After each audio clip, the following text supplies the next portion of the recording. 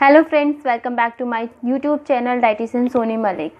अगर आपने मेरी पहली वीडियो देखी होगी तो आपको पता होगा कि मैंने वो डायबिटिक पेशेंट्स के लिए बनाई थी। ये उसी का ही सेकंड पार्ट है। अगर आपने वो वीडियो अभी तक नहीं देखी है तो प्लीज़ डिस्क्रिप्शन पर जाइए, लिंक पे मिलेगा आपको, वहाँ पर उस लिंक में जाकर आप उस वीडियो को देख सकते हैं।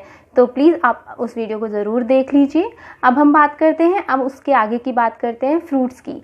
फ्रूट्स में आप क्या खाएं क्या ना खाएं। फ्रूट्स में आप डायबिटिक पेशेंट्स कुछ भी खा सकते हैं, कोई दिक्कत नहीं है, लेकिन ज़्यादातर वो फ्रूट्स खाएं जिनके अंदर ज़्यादा हाई फाइबर हो। अब अगर आपकी आम भाषा में बात करूँ तो हाई फाइबर आपको उन फ्रूट्स में मिलेगा जिनको हम चबाने के बाद आवाज़ आती है, जैसे कि अमरूद में बहुत अच्छा फाइबर होता है, वो आपके लिए बहुत ही फ़ायदेमंद होता है। अब फ्रूट जूस ना पिए, क्योंकि फ्रूट जूस में आपको कोई भी फाइबर नहीं मिलता है, इसलिए फ्रूट जूस ना पिए। आप जो भी हो कच्चा फ्रूट खाएं, मतलब कच्चा इन द सेंस कि fruit as a whole fruit खाएं। एप्पल खा सकते हैं आप, गवावा खा सकते हैं, कोई भी फ्रूट खा सकते हैं जो आपकी इच्छा हो। अब हम बात करते हैं शुगर की।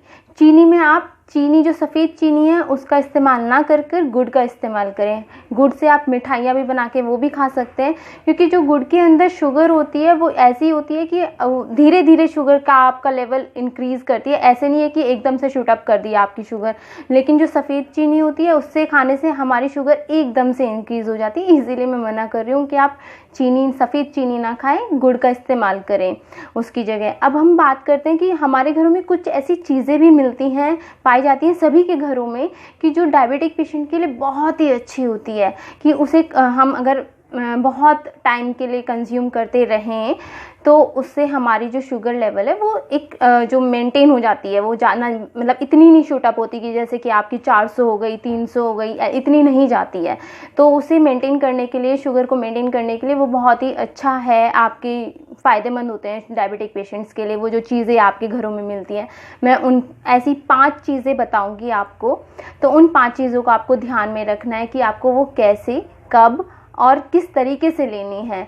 तो पहली जो चीज़ें आपके घर में पाई जाती है, हम सभी के घरों में पाई जाती है, वो है मेथी सीड्स, यानी कि मेथी के जो बीज होते हैं जो हम खाना पकाने में भी इस्तेमाल करते हैं, उन्हीं मेथी सीड्स की मैं बात कर रही हूँ। तो उनको क्या से करना है, आपको धूप में सुखाइए, उनको मिक्सी में पीसिए, पाउडर फॉर्म में ले आइए। दूसरी चीज़ है करेला, जो हम सब्जी की तरह इस्तेमाल करते हैं। करेला भी आपके लिए बहुत ही अच्छा होता है डायबिटिक पेशेंट्स के लिए। तो उनको धूप में सुखाए, उसको भी आप मिक्सी में पीसे, पाउडर की फॉर्म में ले आए। तीसरी चीज़ क्या होती है आपके घरों में जो मिलती है, मतलब हम जो खाते हैं, जो जामुन जो फ्रूट होता है, वही जामुन डायबिटिक पेशेंट के लिए बहुत ही अच्छा होता है। वो आप फ्रूट खाएं, बहुत ही अच्छा फ़ायदेमंद होता है, आपको बहुत ही फ़ायदा दिखेगा अगर आप उसे कंज्यूम करते हैं। लेकिन हम गुठली जो उसकी होती है फेंक देते हैं, तो वो भी आपके लिए बहुत ही अच्छी होती है। मैं उसी गुठली की बात कर रही हूँ। जामुन की गुठली आप पीसें और उसको भी पाउडर की फॉर्म में ले आए।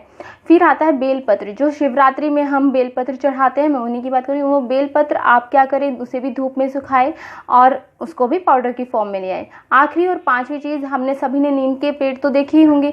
उस नीम के पेड़ पर आपको एक फ्रूट आता है निम्बोली, छोटा सा फ्रूट होता है वो, उसका बहुत ही कड़वा होता है। तो उसका जो बीज होता है वो भी आपके लिए छोटा सा फ्रूट होता है, में छोटा सा ही बीज होता है, उसी बीज की बात कर रही हूँ। उस बीज को आप क्या करें, उसे भी धूप में सुखाए और उसे भी पाउडर की फॉर्म में ले आए। तो ये 5 चीज़ हो गई आपके पास।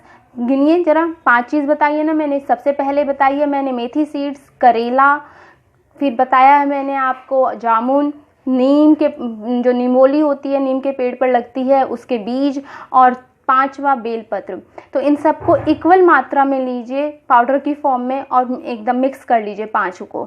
अब क्या करें, आप उसको 1 चम्मच सुबह और 1 चम्मच रात को, आपको 2 चम्मच दिन में लेनी है गर्म पानी के साथ। लेकिन ध्यान रखने वाली बात ये है कि आपको खाने और ये जो आप दवाई की तरह जो इस्तेमाल कर रहे हैं 1 चम्मच, इन 5 मिश्रण वाला जो चीज़ है, इसके बीच में आपको कम से कम 1 घंटे का गैप रखना है।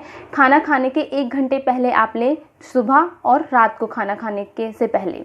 तो ये बहुत आपको फ़ायदे देगा। आपको ये कम से कम 3 महीने तक लगातार इस्तेमाल करें और देखिएगा, आपको ज़रूर फ़ायदा मिलेगा आपको इस चीज़ का। अब बात करते हैं रात को सोने से पहले आप कम से कम 1 गिलास दूध ज़रूर पिए, जो डायबिटिक पेशेंट होते हैं। क्योंकि क्या होता है कि जितनी जल्दी से उनकी शुगर लेवल बढ़ती है तो उतनी जल्दी से मतलब नीचे भी गिर जाती है। तो आप देखोगे कि अगर ज़्यादातर ये प्रॉब्लम होती है कि सुबह उठते हैं तो चक्कर आते हैं डायबिटिक पेशेंट को, इसलिए कि रात का खाना और सुबह के बीच में इतना सारा टाइम होता है कि वहाँ तक जाते जाते सुबह तक होते होते उनकी शुगर लेवल बहुत गिर जाती है। अब जो दूध आप पिएंगे रात को तो उसमें क्या होता है, उसमें लैक्टोज होता है। अब लैक्टोज में, दूध के अंदर जो लैक्टोज शुगर होती है वो धीरे धीरे आपकी जो शुगर लेवल है वो इंक्रीज़ करती है, इसीलिए आपकी जब सुबह तक आपकी शुगर लेवल एकदम से नीचे नहीं गिरेगी। तो इसलिए मैं बोल रही हूँ रात को खाने के बाद और सोने से पहले आप 1 गिलास दूध ज़रूर पीजिए।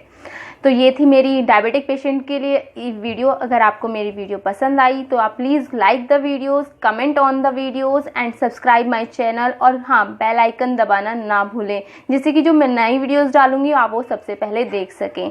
और प्लीज़ आप कमेंट करें कि आपको कैसी कैसी और किस किस डिज़ीज़ पे आपको वीडियोज़ चाहिए, तो मैं उस कोशिश करूँगी मैं अपनी पूरी कि मैं उन डिज़ीज़ पे वीडियोज़ बना सकूँ और आपको कुछ फ़ायदा हो मेरी वीडियोज़ को। Thank you for watching my videos. Bye bye, see you again.